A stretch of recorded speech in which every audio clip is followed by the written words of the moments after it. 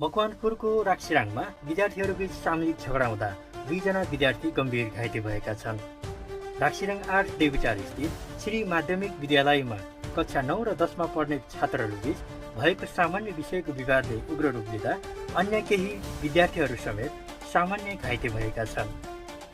घटनामा गम्भीर घाइते भएका 2 जना विद्यार्थीहरूमध्ये एकलाई भरतपुर अस्पतालमा र अर्कोलाई हेटौडा स्थित चुडेहिल अस्पतालमा उपचारको लागि पठाइएको छ भने घटनामा संलग्न 7 जना विद्यार्थीहरू इलाका प्रहरी कार्यालय मनहरीको नियन्त्रणमा रहेको छ। यस विषयमा पछिल्लो जानकारीको लागि हामीसँग जोडिनु भएको छ विद्यालयका रामबहादुर क्राउ।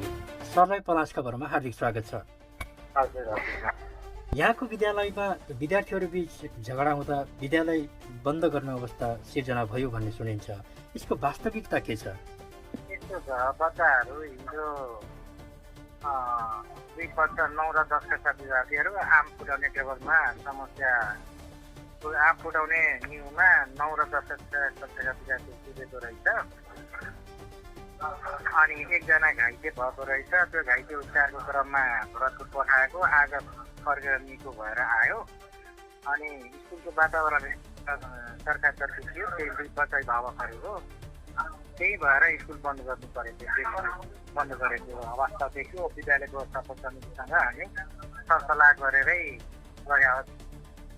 यो झगडा हुनुमा चाहिँ के कारण थियो? प्रारम्भिक रूपमा के खुल्न आयो?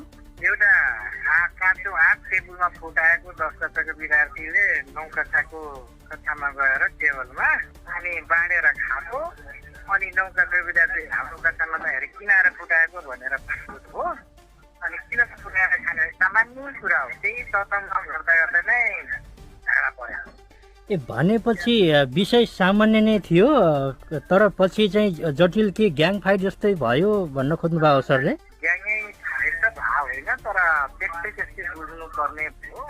केही विद्यार्थीहरू पक्राउ पनि पर्यो अनि सुना पनि एक रात बस्यो। आज निकाल्यो। अब पीडित पक्षलाई उपचार खर्च पनि हामी जो जस्तो बच्चा पिटेको थियो त्यो अभिभावकहरूलाई पैसा उठाएर त्यता पीडित पक्षलाई तिर्ने भन्ने निर्णय भइसकेपछि भर्खरै निकाल्नु।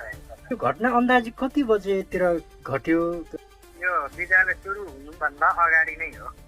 कक्षा सुरु हुनुभन्दा अगाडि नै यो घटना घट्यो? अगाडि नै हो, मास्टर कक्षामा जानुभन्दा अगाडि नै हो। यहाँको महत्त्वपूर्ण समय र जानकारीको लागि हार्दिक धन्यवाद। उहाँ हुनुहुन्थ्यो श्री माध्यमिक विद्यालयको तर्फबाट प्रधानाध्यापक रामबहादुर राउत।